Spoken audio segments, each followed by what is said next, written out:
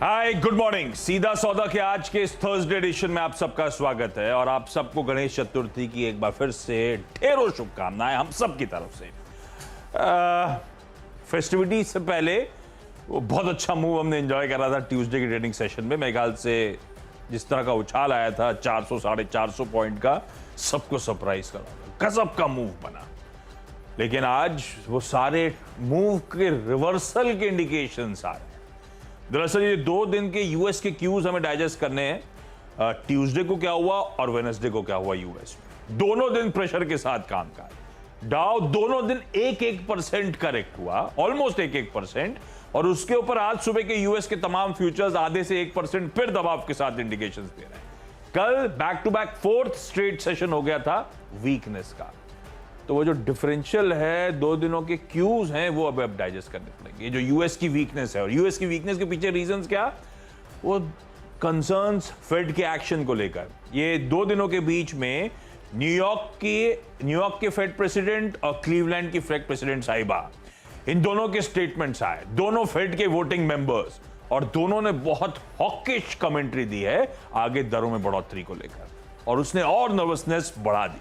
वो bond yield का उछलना, वो यूएस डॉलर इंडेक्स का उछलना, वो सब उस बात का हाईलाइट थी कि इस तरह से वापस कंसर्न्स फेड के सितंबर एक्शन को लेके बढ़ते चले जा रहे हैं। खैर, इसके अलावा बहुत सारे क्यूज थे, लेकिन ये इंपॉर्टेंट था इसलिए हाईलाइट कर रहा हूं। और एसजीएक्स निफ्टी जो सुबह से स्क्रीन पे दिख रहा है, वो क्या हुआ, एसजीएक्स निफ्टी कल भी चल रहा था, आज भी चल रहा था। तो वो दरअसल ये जो 40 पॉइंट नीचे दिखा रहा है, ये ऐसा होगा नहीं। ये 2 दिनों के क्यूज को मैं अगर एडजस्ट करूं तो ये 350 से 400 के बीच घूम रहा है इस समय, 425 पॉइंट के दबाव के साथ, एक गैप डाउन के साथ शुरुआत की इंडिकेशन।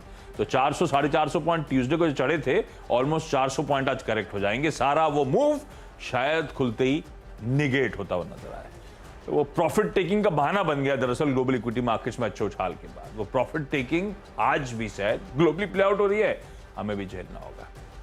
ऐसे में कैसा टीम का सिलेक्शन करा है? मेरे केस में तो मैं यूजुअली ग्रीन ही रखता हूँ, तो आज भी मैं ग्रीन ही रखूँगा क्योंकि स्टॉक स्पेसिफिक स्टोरीज काफ़ी ज़्यादा हैं। अगर इंडिविजुअल आप ट्रेड्स के ऊपर नज़र डालेंगे तो बाजार भले ही एक टोन जो है वो वीक साइड पे आपको दिखाई पड़ेगी, लेकिन जो इंडिविजुअल स्टॉक्स हैं कैश मार्केट में, मिड कैप स्मॉल कैप में, वहाँ काफ़ी ज़्यादा एक्शन होता हुआ दिखाई पड़ रहा है। तो इसीलिए मेरी तरफ से मेजरली ज़्यादातर स्टॉक जो मैंने चुने हैं वो वही चुने हैं जिनमें इधर तेज़ी या फिर लोअर लेवल से एटलीस्ट आप पुल बैक एक्सपेक्ट कर सकते हैं कि शायद यहाँ थोड़ा वापस रेजिलियंस आता हुआ दिखाई पड़े। शुरुआत कर लेते हैं। जो मेरी तरफ से पहले 2 नाम हैं वो दोनों रिटेल स्पेस की चुने गए हैं। इसमें पहला नाम है कैंटाबिल और दूसरा नाम है आदित्य बिरला फैशन। इन दोनों को चुनने की वजह, पहले तो जो कैंटाबिल है उसमें तरफ से एक्सपेंशन प्लान कंपनी दे रही है। वैसे तो ये शेयर ऑलरेडी अपने साल के ऊपरी स्तरों पे खड़ा हुआ है, और जिस तरह की एक्सपेंशन प्लान है, जिस तरह की लगातार इसमें मोमेंटम बना हुआ है, नए रिकॉर्ड स्तरों की तरफ ये बढ़ रहा है, ये शायद अभी भी कैरी फॉरवर्ड करे, क्योंकि अब हम जा रहे हैं फेस्टिव साइड पर, और फेस्टिव डिमांड जो है वो पिकअप करती है इस क्वार्टर के ऑनवर्ड्स। तो ये एक ट्रिगर काम काज कर सकता है इस पूरे स्पेस के लिए। दूसरा, रिटेल स्पेस वैसे भी मोमेंटम ले रहा है। तो लास्ट क्वार्टर के नंबर्स में शॉपर स्टॉप या बाकी रिटेल कंपनी के नंबर्स बेटर थे, तो शायद ये भी अब यहाँ से जैसे एक्सपेंशन है वो कंपनी के लिए बेटर साइड पे आप काउंट करेंगे। 414 स्टोर्स कंपनी ने खोल दी, कल कंपनी ने नोटिफाई किया है। इसके अलावा दूसरा नाम है आदित्य बिरला फैशन, जहाँ पे सीसीआई की तरफ से सिंगापुर जीआईसी आर्म को 7.5% स्टेक खरीदने को मंजूरी मिल चुकी है। ये एक अपडेट है। और दूसरा यहाँ पर भी, क्योंकि ये स्टॉक बहुत दूर नहीं है ईआरआई से, और रिटेल स्पेस में कैंटाबिल में तेज़ी है और बाकी रिटेल कंपनियों में तेज़ी है, तो शायद ये भी कैचअप करता हुआ दिखाई पड़े। उस लिहाज से आप यहाँ पर नज़र बना के रख सकते हैं। तो ये 2 नाम पहले मेरी तरफ से रहेंगे। इसके अलावा पीटीसी इंडिया तीसरा नाम है। कल शाम को एक खबर आई थी, कंपनी ने एनएचपीसी के साथ करार किया है। एनएचपीसी हालांकि डे हाई के आसपास बंद हुआ था बीते कारोबारी सत्र में, लेकिन पीटीसी इंडिया जहां पर एनएचपीसी के साथ टाई अप किया गया है, जिसमें इस टाई अप के तहत एनएचपीसी की जो बिजली है वो यहाँ पर इस प्लेटफॉर्म पर ये बेच पाएंगे। तो उस लिहाज से आप पीटीसी के ऊपर भी नज़र रखेंगे। और एक नाम है केईआई इंडस्ट्रीज़ का। देखिए, हेवल्स की बढ़िया तेज़ी, उसके बाद पॉलीकैब की बढ़िया तेज़ी, और अब केईआई इंडस्ट्रीज़ की बढ़िया तेज़ी देखने को मिल रही है। स्टॉक ऑलरेडी हाइस पर कामकाज कर रहा है। एक वैल्यू कैचअप देख सकते हैं, क्योंकि 13,000 करोड़ रुपए के आसपास की सेल्स हैं हेवल्स की, 87,000 करोड़ रुपए के आसपास की मार्केट कैप है। पॉलीकैब की करीब 12,000 करोड़ रुपए के आसपास की सेल्स हैं। यहाँ पर भी जो कंपनी की मार्केट कैप है वो 40,000 करोड़ रुपए के आसपास पहुँच चुकी है। केईआई इंडस्ट्रीज़ की 6 से 7,000 करोड़ रुपए की सेल्स है और 12,000 करोड़ रुपए के आसपास की मार्केट मार्केट कैप है। तो ये जो वैल्यू कैचअप है ये शायद बाकी 2 प्लेयर्स में आए, हेवेल्स का कुछ डिस्काउंट उसमें और बाकी डिस्काउंट के ही है में, तो उसे आपसे आप नज़र रखेंगे, शायद यहाँ पर भी एक पॉजिटिव मोमेंटम बना रहेगा, नहीं तो लोअर लेवल से खुल के शायद यहाँ पर मूव आता हुआ दिखाई पड़े। तो ये सभी स्टॉक्स को उस लिहाज से भी आप नज़र रखिएगा कि अगर तेज़ी आज बाजार गैप डाउन शुरुआत कर देता है तो नीचे की तरफ से शायद मूव लेते हुए वापस दिखाई पड़ सकते हैं। शुरुआत करी आज पहला एक लाल स्टॉक, वो है रेड में शायद ट्रेड करता हुआ नजर आया, वो है स्पाइस जेट का काउंटर। अब स्पाइस जेट में क्या हुआ था कि वो रिजल्ट्स डिले के साथ आए थे, कुछ मालवेयर का इश्यूज थे, इन्होंने परमिशन मांगी थी, डिले के साथ नंबर्स, तो मार्च क्वार्टर के भी नंबर्स जून के साथ इस कंपनी ने प्रेजेंट करे। ये नंबर्स आए कल जब हम गणेश चतुर्थी एंजॉय कर रहे थे, और लॉसेस बहुत तगड़ी तरीके से बढ़ते हुए। मार्च क्वार्टर में स्पाइसजेट ने रिपोर्ट करा कि इनको 485 करोड़ रुपीस के लॉसेस हुए, और उसके बाद जून क्वार्टर में लॉसेस और बढ़ गए, 789 करोड़ रुपीस पे लॉसेस पहुंचते हुए। इस तरह से लॉसेस अब स्पाइसजेट क्लॉक कर रही है। और इस रिजल्ट के साथ साथ इस मैनेजमेंट ने, बोर्ड ने यह भी अनाउंस करा कि इस कंपनी के जो सीएफओ साहब हैं, संजीव तनेजा साहब, उन्होंने रिजाइन भी कर दिया है। अब वो अलग अलग अटकल है, लेकिन लॉसेस जो मैसिवली वाइडन हो रहे हैं, एक कंसर्न तो बना हुआ है। स्पाइसजेट को रखिए रडार पे, ये काफी दिक्कतों में अब आती हुई नजर आ रही है। हालांकि ये भी सच है कि जब इंटरग्लोब एविएशन गजब के मूव्स डिलीवर कर रही थी तो स्पाइसजेट पिटे ही चले जा रहा था। ये स्टॉक अपने ईयर लोज के आसपास वैसे ही कामकाज कर रहा है, पर अभी भी लगता है इन नंबर्स को देख के खास तौर पे वो गोइंग कंसर्न के तौर पे एक बड़ा क्वेश्चन मार्क लगने लगा है। तो थोड़ा सा कंसर्न, इसीलिए स्पाइसजेट को रेड लेके चल रहा हूं, पर पिटा हुआ स्टॉक है, ये ध्यान रखिएगा। अब स्पाइसजेट इस तरह से कंसर्न्स माउंट हो रहे हैं तो इंटरग्लोब एविएशन को स्क्रीन पे दिखाइए। इंटरग्लोब को ग्रीन रख रहा हूं। अब ये सच है कि आज जब 450 पॉइंट को चीज गिरेगा, मार्केट गिरेगा, तो इस तरह के कोई भी स्टॉक मूव में अछूते नहीं रहेंगे। प्लस गिवन द बैकड्रॉप कि ट्यूसडे को सारे स्टॉक्स बहुत अच्छी तेजी एंजॉय कर चुके हैं, पर इंटरग्लोब को गिरावट में रडार पे रखिएगा।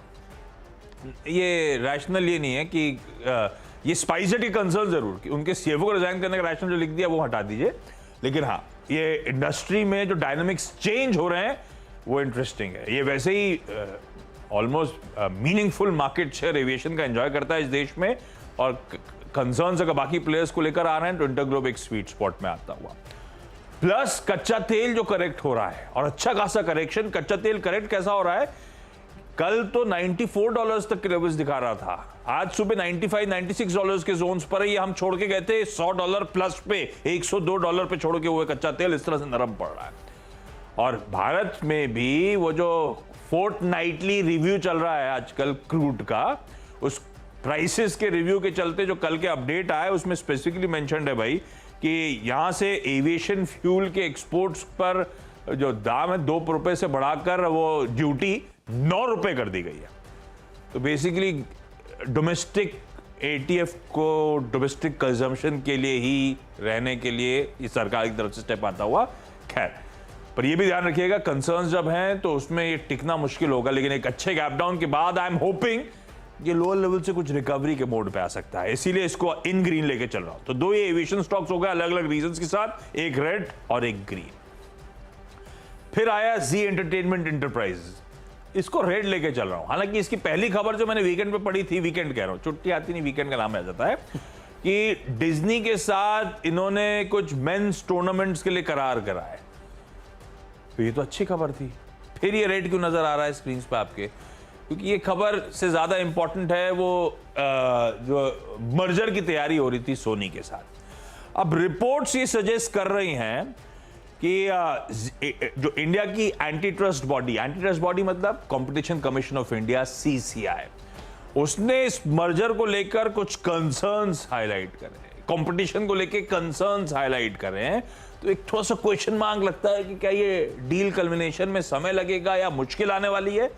मुझे लगता है उन कंसर्न्स के बीच में जी एंटरटेनमेंट शायद आज रेड ट्रेड करता है। ये ऐसा न्यूज एजेंसीज की रिपोर्ट्स आती हुई, ये कल ही ये रिपोर्ट सामने आई सारी की सारी, और इसीलिए जी एंटरटेनमेंट को आज इन रेड लेके चल रहा हूं इन न्यूज पिक्स के बीच में।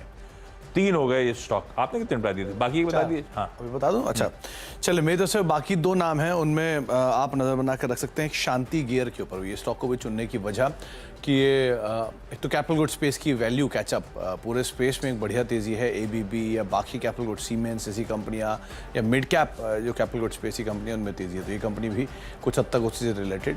और दूसरा एक बढ़िया तेज़ी के साथ ऑलरेडी स्टॉक काम काज कर रहा है, साल के ऊपरी स्तरों के आसपास है, तो ये जो तेज़ी का ट्रिगर है वो यहाँ पे बनता हुआ दिखाई पड़ सकता है। एक और नाम है वो है पतंजलि का। इसका जिक्र मैंने बीते सत्र में भी किया था और मैं फिर से एक बार यही जिक्र करूँगा कि ये ट्रेडिंग स्टॉक नहीं है, ये T2T कैटेगरी का स्टॉक है, तो इसमें आप ट्रेडिंग नहीं कर सकते हैं। इन्वेस्टमेंट के लिहाज से या अदरवाइज आपको इसके ऊपर नज़र रखनी होगी। इसको दूसरी बार आज चुनने की वजह कि इसकी पहले तो एक मीट चल रही थी, इन्वेस्टर मीट, जो कंपनी ने 29 तारीख और 30 तारीख को कंक्लूड की है। उस 29 और 30 तारीख की इन्वेस्टर मीट के दौरान कंपनी ने करीब 15+ इन्वेस्टर्स से मुलाकात की है। दूसरा, कंपनी ने एक बड़ा प्रेजेंटेशन भी दिया है जो कि एक्सचेंजेस पे अवेलेबल है। वो एक बहुत ही ऑप्टिमिस्टिक प्रेजेंटेशन साइड पे साउंड किया जा रहा है, क्योंकि ब्रोकरेज हाउसेस कट्स भी उसके ऊपर बहुत तेज़ी के आए थे। दूसरी तरफ कंपनी ने अरुणाचल प्रदेश में एक्सपेंशन के लिए भी कंपनी ने एक्सपेंशन किया। इसके लिए कल एक नोटिफिकेशन एक्सचेंज को उन्होंने दिया है कि उन्होंने वहाँ पर भी नए प्लांट के लिए या नए यूनिट के लिए कुछ इनिशिएशन किया है वहाँ पर भी, तो उस लिहाज से भी आप पतंजलि पर नज़र रखेंगे। तो ये स्टॉक ऑलरेडी मोमेंटम में है, नए हाइस पर ये ऑलरेडी काम काज कर रहा है, ईयर हाइस पर, और वो शायद अब यहाँ से, क्योंकि ये बहुत समय के कंसोलिडेशन के बाद चलना शुरू हुआ है, तो ये तेज़ी अभी भी बनी रह सकती है। लेकिन फिर से ये T2T कैटेगरी का स्टॉक है, तो आप इसमें ट्रेड मत करिएगा, अदरवाइज के ऊपर नज़र बना कर रखिएगा। अच्छा, एक रेड में रख रहा था टाटा मोटर्स को। टाटा मोटर अब ये सिर्फ अब फंडामेंटली तो अच्छी लगती है, बहुत कुछ टेलविंड्स हैं इसके लिए, लेकिन इस समय वो ग्लोबल क्यूज और मैंने एक तो स्लो डाउन की वरीज बहुत बढ़ रही हैं। वो कच्चा तेल प्ले आउट होता हुआ दिखा रहा था, स्लो डाउन की कंसर्न्स कैसे माउंट हो रहे हैं। यूरोप में अच्छा एक्सपोजर टाटा मोटर्स का, यूरोजोन को लेकर अब कंसर्न्स बढ़ते हुए, किस तरह से बैंक ऑफ इंग्लैंड ने एग्रेसिव रेट हाइक्स कर रहे थे, और अब यूरोजोन का जो इन्फ्लेशन है मेरे ख्याल से बैक टू बैक 7th या 8th मंथ है नॉर्थवर्ड नजर आएगा। 9% के लेवल्स को यूरोजोन के इन्फ्लेशन ने कल जो अपडेट आया ब्रीच कर दिया है। तो अब बैंक ऑफ इंग्लैंड के साथ ईसीबी भी बहुत, वैसे ईसीबी बिहाइंड द कर्व था, एग्रेसिव रेट हाइक्स एंटिसिपेटेड थी, तो मुझे लगता है ये सब कंसर्न्स थोड़ी सी अब माउंट हो रही हैं, तो इसलिए और प्लस सेमीकंडक्टर्स को लेकर अभी कुछ देर पहले चर्चा भी हो रही थी जब हम लोग ग्लोबल क्यूज को रैप अप कर रहे थे, वो आगे भी चर्चा करेंगे। तो वो जो कंसर्न्स है सब तरफ से थोड़ी सी माउंट हो रही है, सिर्फ इसीलिए ट्यूसडे के अच्छे मूव्स निगेट होते हुए कुछ हद तक नजर आए, इसीलिए रख रहा हूं टाटा मोटर्स को इन रेड आज की ट्रेडिंग सेशन में। ग्लेनमार्क फार्मास्यूटिकल्स को ग्रीन लेके चल रहा हूं, हालांकि जितने भी ग्रीन है ये ध्यान रखिएगा, ये बड़ा मुश्किल हो जाएगा इन स्टॉक्स के लिए इस तरह के, अगर ये कंसर्न्स ऐसी माउंट हुए और इस तरह से प्रेशर बना जैसा एसजीएक्स निफ्टी इंडिकेट कर रहा है, तो थोड़ा सा मुश्किल होना है, पर फिर भी रखेंगे। रेडार पे पिटा हुआ स्टॉक है पहली चीज ग्लेनमार्क फार्मास्यूटिकल्स। इसने हिकमा फार्मास्यूटिकल्स के साथ जो कि एक मल्टीनेशनल फार्मास्यूटिकल कंपनी है, इन दोनों ने मिलकर यूएस में वो रियल्ट्रिस जो दरअसल एक नेजल स्प्रे है उसको लॉन्च, उसकी यूएस एफडीए से दरअसल मंजूरी आ गई। एडल्ट्स और पीडियाट्रिक मतलब बच्चों के लिए 12 साल से प्लस वालों के लिए ये ड्रग इस्तेमाल करी जाती है, और कहा जाता है बहुत बड़ा बाजार है। यूएस में 6 करोड़ से ज्यादा एलर्जिक राइनिटिस या एलर्जिक बाकी इस तरह के जो दवा जिस एलर्जी को ट्रीट करती है, 6 करोड़ से ज्यादा सफरर्स हैं। तो कहा जा रहा है ये जो नेजल स्प्रे आए काफी अच्छा ट्रैक्शन डिलीवर कर सकता है, पर देखते हैं वो कब ट्रैक्शन आता है, किस तरह का मोमेंटम पकड़ता है। पर स्टॉक देखते हैं आज, शायद होपिंग कि लो लेवल से कुछ खबर के दम पे रिकवरी दिखाएगा। ऐसे एक पिटा हुआ और स्टॉक है जाइडस लाइफ साइंसेज, जो हम पहले कैडिला हेल्थ केयर के नाम से जानते थे, नाम बदल गया, ये भी बहुत पिटा हुआ है। इसकी तो खैर ये तो किसी दिक्कत में ही है, शनि भारी है इसका, तमाम अच्छी खबरों के बावजूद ये स्टॉक मीनिंगफुली रिएक्ट नहीं करता, तो ध्यान रखिएगा। फिर भी मैं इन ग्रीन लेके चल रहा हूँ। फ्राइडे ट्यूसडे को देखिए क्या मूव आया था बाजार में, फिर भी ये स्टॉक फ्लैट था। जाइडस के 2 यूएस एफडीए अप्रूवल्स के अपडेट आए, तो दोनों यूएस अपडेट्स में एक का बाजार करीब $46 बिलियन का यूएस का मार्केट है, जो अब मैं नाम लूंगा तो फंस जाऊंगा, नहीं लूंगा तो आपको समझ में नहीं आएगा। वेलनाफैक्सीन करके एक दवा है जो डिप्रेशन को ट्रीट करती है, और इसका मार्केट का जाता है $46 मिलियन का। ज़ायडस लाइफ साइंसेज को उसका अप्रूवल यूएसएफडी से फाइनल अप्रूवल मिल गया है। ऐसे ही एक प्रेगाबलिन करके दवा है जो कि पेन जो आता है नर्व डैमेज के चलते, डायबिटीज के थ्रू या किसी और वजह से, हर्पीज वगैरह के थ्रू, उसके इंजेक्शंस हैं, इसको भी मंजूरी मिली है। इसके एनुअल, क्योंकि हर्पीज रिलेटेड है तो इसके एनुअल सेल्स बहुत ज्यादा नहीं होती, लेकिन ये 2 दवाओं का ट्रैक्शन और फिर अच्छे खासे एएनडी अप्रूवल्स इस कैलेंडर ईयर में कंपनी क्लॉक करती हुई। इन सबको देखते हुए इन ग्रीन रख रहा हूं, पर ये ध्यान रखिए बहुत वीक स्टॉक है, चार्टिकली स्ट्रक्चर बहुत कमजोर रहा है इसका और पिटा हुआ स्टॉक है। फिर भी देखते हैं आज कुछ ट्रैक्शन पिकअप होता है या नहीं। पर ये ग्लेनमार्क, ज़ायडस, इनको मेंशन करने की वजह ये भी थी कि थोड़ा सा डिफेंसेस का तड़का रख लूं जब इस तरह से मेहम की तरफ हम आज के सेशन में बढ़ रहे हैं। 6 स्टॉक्स हो गए, क्विकली छोटा सा ब्रेक ले लेते हैं, ब्रेक के उस पार बचे हुए 4 स्टॉक्स पे करेंगे बातचीत। आप देख रहे हैं सीधा सौदा और अब तक हमने करीब 6 स्टॉक्स बता चुके हैं। आगे के स्टॉक्स से बातचीत करने से पहले एक बार एसएक्स 50 वापस लेकर आए स्क्रीन पर, क्योंकि अभी भी जो प्रेशर है वो लगातार बना हुआ एशियन मार्केट्स के अंदर। निकेई और कोस्पी दोनों ही रफली 1.5% के आसपास की बिकवाली के साथ कामकाज कर रहे हैं और एसएक्स 50 भी करीब 32 अंक नीचे है। ये 32 अंक नहीं है, लेकिन अगर आप एक दिन की जो छुट्टी थी उसका जो कामकाज है उसको भी जोड़ लेंगे तो करीब 350 अंकों के आसपास का जो डिफरेंस है वो आपको दिखाई पड़ेगा निफ्टी और एसएक्स निफ्टी के भाव में। तो वो बाजार एडजस्ट करेगा, तो प्रेशर अभी भी मार्केट्स के अंदर बना ही हुआ है। जो मेरी तरफ से अगले कुछ नाम है उसमें एक नाम है जहां पर आप शायद इन ग्रीन ट्रेड होते हुए देखेंगे, बाकी मेजरली सब में आज शायद प्रेशर आता हुआ दिखाई पड़ेगा। पहला नाम रहेगा टीटागढ़ वैगन्स का। चुनने की वजह 2, पहले तो कंपनी का एक जो कल मोमेंटम था बीते सत्र में, उसके बाद स्टॉक 10 साल के ब्रेकआउट पर पहुंचा। एक लंबे अंतराल के बाद ये भाव हम दोबारा आते हुए दिख रहे हैं, तो शायद ये जो ब्रेकआउट है ये सस्टेन कर सकता है स्टॉक के लिए, तो उस लिहाज से भी आप नजर रखेंगे, पहली चीज़। दूसरा, कुछ ऐसी भी अटकलें लगाई जा रही हैं कंपनी की जो विदेशी यूनिट्स हैं उनके डीमर्जर को लेकर कुछ एक अप्रूवल आ सकते हैं मार्केट्स में, तो ऐसे भी एक अटकलें लगाई जा रही हैं। वैसे भी capital good space, engineering space, ये सारा स्पेस जो है ऑलरेडी तेज़ी के अंदर, तो वो शायद ये कामकाज कर सकता है, तो उस लिहाज से आप इस स्टॉक पर नजर रखेंगे। टीटागढ़ वैगन पे शायद यहाँ पर जो तेज़ी का रुख है, जो मोमेंटम है वो बना रहेगा अभी भी। इसके अलावा अब 3 नाम ऐसे हैं जहाँ पर इन रेड ट्रेड होता हुआ दिखाई पड़ सकता है। पहला नाम है बायोकॉन का। अभी कुछ देर पहले आशीष बात कर रहे थे ज़ायडस की, वहाँ पर भी जिस तरह के स्ट्रक्चर है वैसे ही सेम स्ट्रक्चर यहाँ भी है। बायोकॉन ऑलरेडी 303-302 के आसपास किसके साल के निचले स्तर हैं जहाँ ये शेयर कामकाज कर रहा है, और अब उसके ऊपर ये एक न्यूज़ फ्लो और आ गया। कंपनी के जो US FDA ने इंस्पेक्शन किया, फॉर्म 483 जारी किया, जिसके अंदर 11 ऑब्जर्वेशन हैं और उन 11 ऑब्जर्वेशन 2 साइट्स को लेकर हैं, जिसमें बेंगलुरु साइट को लेकर, और बेंगलुरु साइट्स में 11 ऑब्जर्वेशन आए हैं और उसके अलावा मलेशियन यूनिट को लेकर 6 ऑब्जर्वेशन और आए हैं।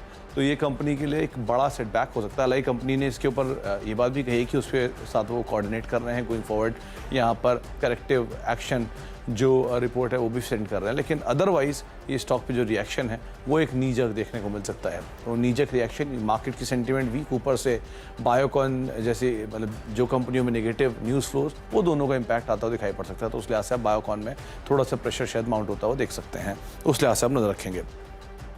रियल स्टेट स्पेस से कुछ न्यूज़ फ्लोज ये भी हैं कि मुंबई की जो प्रॉपर्टी रजिस्ट्रेशन है वो अगस्त में 25% गिरी है मंथो मंथ बेसिस पर, क्योंकि डिमांड जो है वो वापस वीक साइड पर जाते हुए दिखाई पड़ रही है। ये इम्पैक्ट कर सकता है मुंबई से रिलेटेड जितनी रियल स्टेट कंपनीज हैं उनको लेकर। तो F&O में अगर आप जाना चाहेंगे तो गोदरेज प्रॉपर्टीज़ एक नाम है जहां पर शायद ये न्यूज़ फ्लो का एक इम्पैक्ट आता हुआ दिखाई पड़े। वैसे भी मुंबई के एक मेजर रियल स्टेट प्लेयर के तौर पे काउंट किए जाते हैं।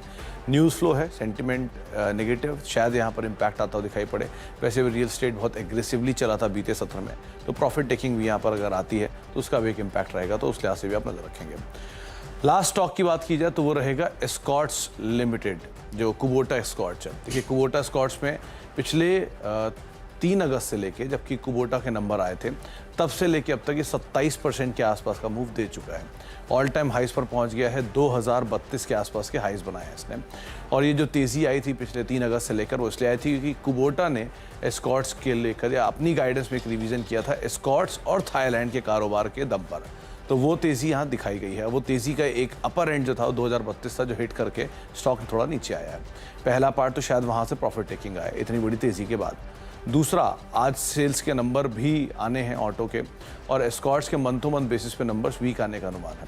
एक ही केवियट है कि जो जीडीपी के नंबर आए हैं उसमें एग्री का कंट्रीब्यूशन काफ़ी बेटर है, तो वो अगर सपोर्ट नहीं करके गया तो स्टॉक में शायद एक नीजक रिएक्शन आ सकता है, थोड़ा सा प्रेशर देखने को मिल सकता है। नंबर्स को भी आप मद्देनजर जरूर रखिएगा। तो ये 3 स्टॉक हैं जिनके ऊपर शायद रेड ट्रेड आज के सत्र में होता हुआ दिखाई पड़ सकता है। हाँ, अच्छा, ये मुश्किल है आज की ग्रीन में टिकेगा, ये ग्रीन में आएगा, पर फिर भी ISGC हेवी इंजीनियरिंग आजकल वो कैपिटल गुड्स उससे रिलेटेड फेरिफेरल एक्टिविटीज बड़ा तूल पकड़ी हुई है। वैसे ध्यान रखिए, क्योंकि इन्होंने जीडीपी नंबर्स की बात सुमित ने छेड़ दी, जीडीपी को तूल एग्री ने दिया, मैन्युफैक्चरिंग ने डिसअपॉइंट करा है, ये भी ध्यान रखना है हमें। लेकिन ISGC को रेटिंग्स को बड़ा तगड़ा तूल मिला है अक्रॉस द बोर्ड। वो अपडेट्स आए थे तो इसीलिए वो फंडामेंटल्स इंटैक्ट इंप्रूव हो रहे हैं और स्टॉक पिटे हुए हैं, ये अच्छे खासे पिटे हुए स्टॉक्स हैं, सिर्फ इसीलिए मेंशन कर रहा हूँ। इन ग्रीन होपिंग, बट जहां खुलेगा गैप डाउन उसके बाद मुझे लगता है रिकवर करना चाहिए। एक्सिस बैंक रेड में लेके चल रहा हूं। अब 2 पॉकेट्स हैं जहां पे प्रेशर फिर से माउंट होगा। एक तो बैंक्स जिन्होंने बहुत बड़ी आउट परफॉर्मेंस ट्यूसडे को डिलीवर करा था, बैंक्स ने तो चार्ज लीड करा था, उस अच्छे चार्ज के बाद फॉलो अप नजर नहीं आ रहा ग्लोबल क्यूज के तौर पे। मुझे लगता है आज एक्सिस बैंक एक सिंगल आउट करा है, पर वो एक ही ब्रश से आज पेंट करने वाला दिन है, तो पूरा इसके पीयर सेट भी शायद वीक होंगे। तो ऐसा कोई स्पेसिफिक रीजन नहीं है एक्सिस बैंक, लेकिन आई एम होपिंग अपने पीयर से शायद थोड़ा सा ज्यादा दबाव दिखाएगा, इसीलिए सिंगल आउट किया। ऐसे ही विप्रो में भी आईटी वीक विकेट पे है। स्ट्रीट में डिवाइडेड ओपिनियंस हैं, हम लोग रोज हर मार्केट वॉइस से बात करके आईटी के बारे में जानने की कोशिश करते हैं, बहुत डिवाइडेड है। एक कन्विक्शन क्वेश्चन मार्क है कि कोई स्ट्रक्चरल बड़े चेंजेस क्या आप एक्सपेक्ट कर रहे हो, आगे और तेजी आएगी। आपके पास आर्ग्यूमेंट नहीं है, आपके पास आर्ग्यूमेंट बस ये है कि ये वैल्यूएशंस जहां थे उससे कूल ऑफ हो गए, पर इससे यही आर्ग्यूमेंट के चलते कूल ऑफ इसीलिए भी हुए क्योंकि कुछ कंसर्न्स आगे अभी भी बने हुए हैं, तो इसीलिए आईटी का वो कन्विक्शन अभी भी नदारत है। खैर, विप्रो को रखता हूं रडार पे। अब कल को कोई हो सकता है आईटी स्टॉक ग्रीन में लूं, फिर मैं सारी फंडामेंटल कहानी बदल दूं, इसलिए ज्यादा नहीं बोलूंगा, सिर्फ इसीलिए कि ग्लोबल क्यूज खराब है। विप्रो का आज रेड लेके चल रहा हूं, इसमें भी ऐसा कोई रीजन नहीं था ऐसे सिंगल आउट करूं, बट जिस तरह के क्यूज थे, एडीआर का मूवमेंट भी था, उन सबको देख के लग रहा है कि विप्रो अपने पीयर सेट से कुछ ज्यादा वीकनेस डिलीवर करके जाएगा। और लास्टली ओएनजीसी इकलौता रख रहा हूं, तो रोज क्या होता है क्रूड चढ़ा क्रूड गिरा, पर ओएनजीसी को रखने की अब कई सारी वजह है। एक तो सबसे इंपॉर्टेंट क्रूड है ही है, क्रूड वाकई नरम पड़ा है, 102 वाला आज भी $95-96 पे खड़ा हुआ है, जो छोड़ के आए डिफरेंशियल काफी तगड़ा है। और क्रूड के गिरने की वजह कई सारी हैं, जिसमें जो पहले हाईलाइट करी थी परसों तो अपनी जगह है, उसमें चाइना के कोविड रिलेटेड कंसर्न्स और लॉकडाउन वगैरह सब डिमांड को लेकर बड़े क्वेश्चन मार्क जो बने हुए हैं। ईरान डील अटक गई है, वो भी सब जानते हैं। तो कल वो फोर्टनाइटली रिव्यू के अपडेट भी आ गए, उसमें 2.5% के आसपास फिर से वो क्रूड पे सेस बढ़ा देना, बाकी जो सारे मूव्स लिए एटीएफ को लेकर, डीजल को लेकर, उन सबको देखते हुए ओएनजीसी को फिर आज मैं रेड लेके चल रहा हूँ, सिर्फ ये रीजन से। और बाकी दोनों स्टॉक्स एल्यूट कर रहा हूँ कि नहीं तो फिर वो ऑयल इंडिया, एचओईसी सब रिपीटेटिव हो जाते हैं, उन सबको रखिएगा रडार पे। टीम में सिर्फ ओएनजीसी लेके जा रहा हूँ। इस नोट पर कोई छोटा सा ब्रेक के उस पार हम दोनों की टीम्स में जो 10-10 स्टॉक्स हाईलाइट कर रहे हैं उनका एक क्विक रैप अप लेके लौटेंगे।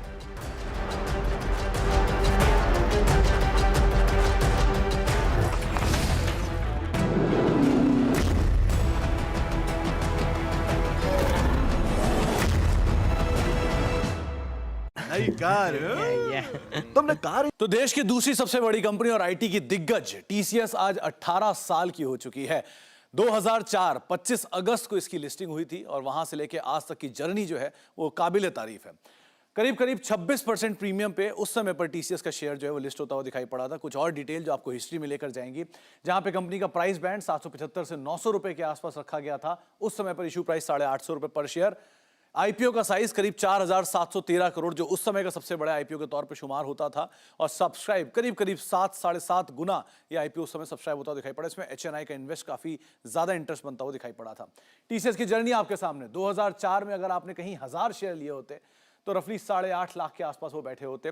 2006 तक आते आते 2000 शेयर 1:1 बोनस के बाद, 2009 तक आते आते 1:1 बोनस के बाद 4000 शेयर, और 2018 तक आते आते करीब 8000 शेयर आपके पास होते, जिनकी आज के दाम पर अगर कीमत आप इवैल्यूएट करेंगे तो करीब करीब 2.6 करोड़ के आसपास बैठती है। प्लस हम सब जानते हैं कि टीसीएस किस तरह से बेहतरीन डिविडेंड देने में शुमार है, तो एक अच्छी वेल्थ क्रिएशन जर्नी आपने टीसीएस की देखी। टीसीएस इंपॉर्टेंट क्यों है? देश की सबसे बड़ी आईटी कंपनी, सबसे पहला और सबसे क्रूशियल पॉइंट, ये अपने बड़े नेक्स्ट पीयर से भी कहीं ज्यादा बड़ी है। ये देश की दूसरी सबसे ज्यादा मुनाफा देने वाली कंपनी है, जहां पे रिलायंस पहली है और उसके बाद अगर कोई नाम शुमार है तो वो टीसीएस का आता है। निफ्टी 50 के कुल मुनाफे का करीब 10% हिस्सा अकेला टीसीएस लेकर।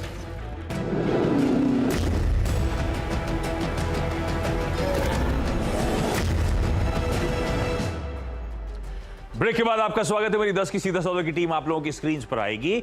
मिला जुला रखा है, लेकिन आज बड़ा मुश्किल है। ये ग्रीन वाले स्टॉक ग्रीन में टिकेंगे आप लोग, लेकिन इंपॉर्टेंट स्टॉक्स अलग अलग न्यूज पे के चलते अपने रडार पर रखिएगा। स्पाइसजेट लॉसेस बहुत बढ़ रहे हैं। इंटरग्लोब शायद सेक्टर के टेलविंड्स का फायदा मिलेगा। जी एंटरटेनमेंट कंसर्न्स मर्जर को लेकर। टाटा मोटर्स ग्लोबल दिक्कतें।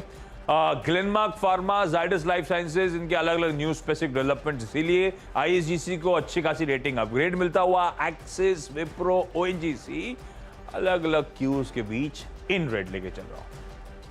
मेरी तरफ से नाम है उनमें ज़्यादातर आपको इधर ग्रीन दिखेंगे या फिर थोड़े बहुत रेड दिखाई पड़ेंगे। स्टॉक स्पेसिफिक स्टोरीज रहेगी, थोड़े मजबूत चार्ट जहां पर है वहां पर उन्हें चुना गया है। कैंटाबिल और अपने नए हाइस पर है, साथ से एक्सपेंशन भी है। आयत बिरला फैशन में न्यूज़ फ्लो है, उसका एक इम्पैक्ट देखने को मिल सकता है। पीटीसी में एक न्यूज़ फ्लो का इम्पैक्ट देखने को मिल सकता है। केईआई इंडस्ट्रीज ऑलरेडी हाइस पर है, बाकी कैपिटल गुड्स या बाकी वायर कंपनी साथ कैचअप हो सकता है।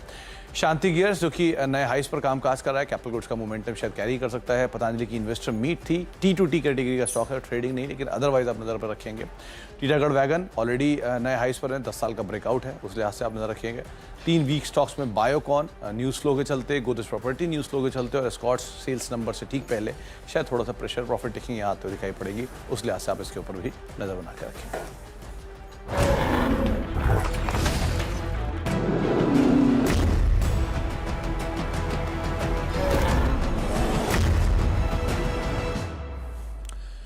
तो अब सीधा सौदा को ही समेटेंगे। हमारे साथ लेकिन आशीष के साथ साथ अब वीरू भी दिल्ली से मौजूद हैं मुनाफे की तैयारी लेकर। और वीरू ने प्रॉमिस भी किया था कि लास्ट टाइम वो एक शायरी नहीं बोल पाए थे, लेकिन आज वो शायरी लेकर ज़रूर आएंगे। तो उन्होंने वीकेंड पे डोसा ही बनाया और शायरी बनाई। तो बताइए वीरू, क्या है शायरी? जी हाँ, शुक्रिया सुमित डोसे को याद करने के लिए। वो तो आपका फेवरेट है, साउथ इंडियन, एविएशन और BHEL, ये 3 चीज़ें तो वीरू की फेवरेट है। साउथ इंडियन बिल्कुल साउथ इंडियन फेवरेट है।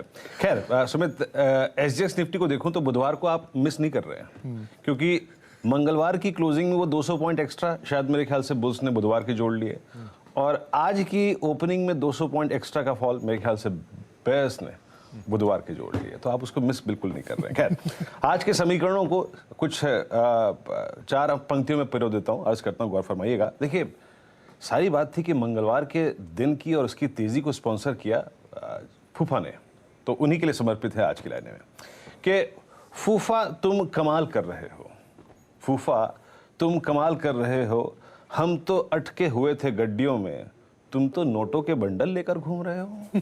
तुम्हारी मेहरबानी है जिसने मंगल को मंगल बना दिया, वरना इन अमेरिका वालों ने तो सबको डुबा दिया। दिख रहे हैं आज भी हालात कुछ मंगल जैसे, बस फूफा आज संभाल लो जैसे तैसे, बस फूफा आज संभाल लो जैसे तैसे। आशीष, अब कैसे भी संभाल लो फूफा, आज बड़ी मुश्किल वाला दिन है।